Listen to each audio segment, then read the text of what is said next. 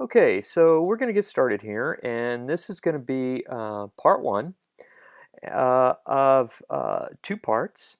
And this first part is really about energy, average power, and peak power. And what we want to do is get started with just some of the basics. So we will get started. Basics of lasers and laser light. Laser is an acronym for light amplification by stimulated emission of radiation. The stimulated emission process is the process that creates laser light. The radiation in lasers is just light, but it's a unique kind of light that creates unique hazards. Light is an electromagnetic wave. The wavelength is the distance between two peaks on that wave. Different wavelengths are seen by the eye as different colors. The entire electromagnetic spectrum extends from gamma rays on the short wavelength end to radio waves on the long wavelength end. Visible light is a little slice in the middle.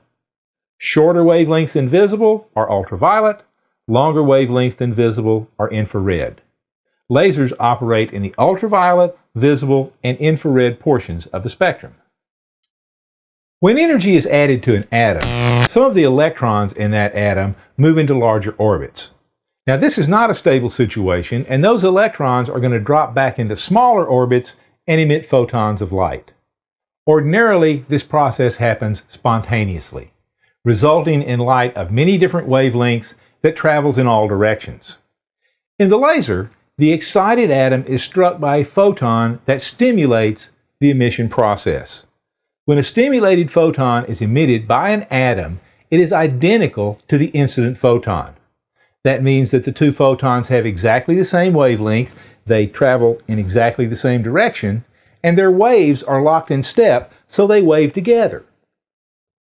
This leads to the unique characteristics of laser light. Laser light is monochromatic. That means it's all one wavelength. It's very directional. It doesn't spread out very much. And it's coherent. That means all the waves are in phase. Ordinary light lacks these characteristics. This combination of characteristics means that laser light focuses 100 times better than ordinary light. All lasers are constructed on the same basic design. The active medium is a collection of atoms that can produce light by stimulated emission.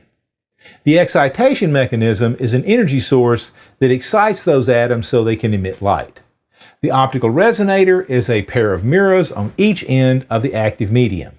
The laser light bounces back and forth between the mirrors, passing through the active medium, getting stronger and stronger, and then some of the light passes through the partially transparent output coupler to form the output beam of the laser.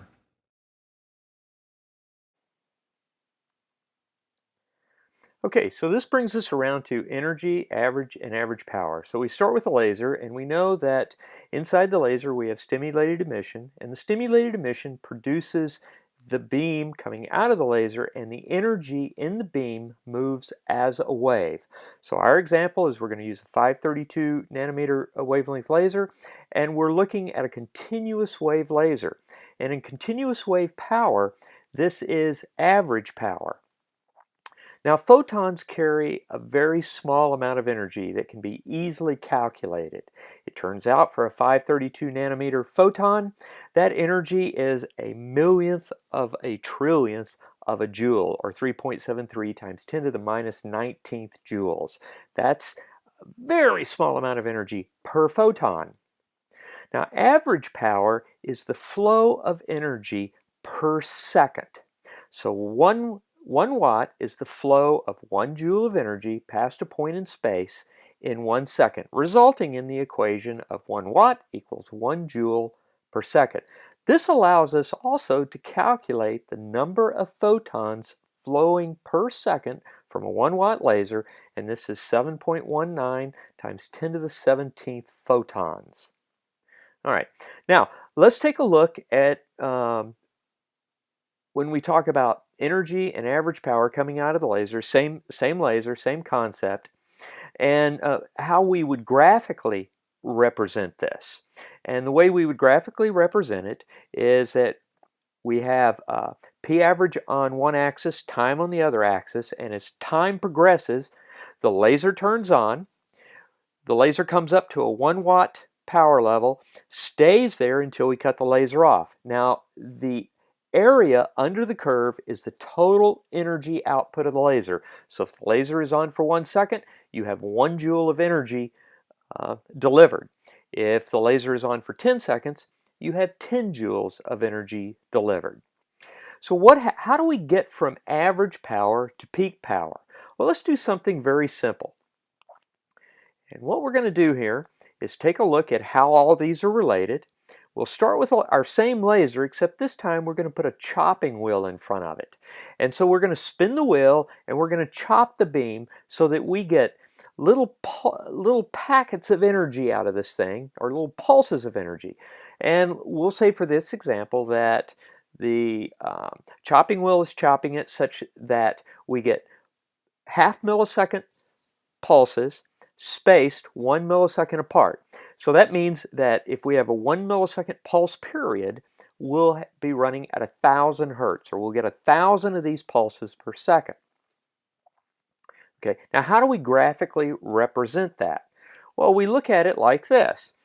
All right, now we know that since we're chopping this beam, and by the way, this is exactly how we look at a scanning beam, because the only difference between this and a scanning beam is instead of moving a chopping wheel, we're going to leave the wheel or the aperture fixed and scan the beam across it. Same idea. All right, so the highest power you can ever get by chopping the beam or scanning the beam is your continuous wave power, which is 1 watt. Now that becomes your peak power. We can see, though, that since we're chopping this and we're only delivering half the amount of energy per second, our average power now drops to 1/2 watt. So in a scanning beam, our worst case scenario is the longest pulse duration that we'll obtain, and that's what we'll be looking at a little later from the information you're giving me on how we'll look at how the beam scans past the aperture of the eye, creating pulses. We know that the peak power, the maximum peak power, is the continuous wave power. And then how we generate pulses, that'll give us a lower average power. All right, and we'll take a look at all of that and see how we then calculate this for a safety concern. Okay? All right.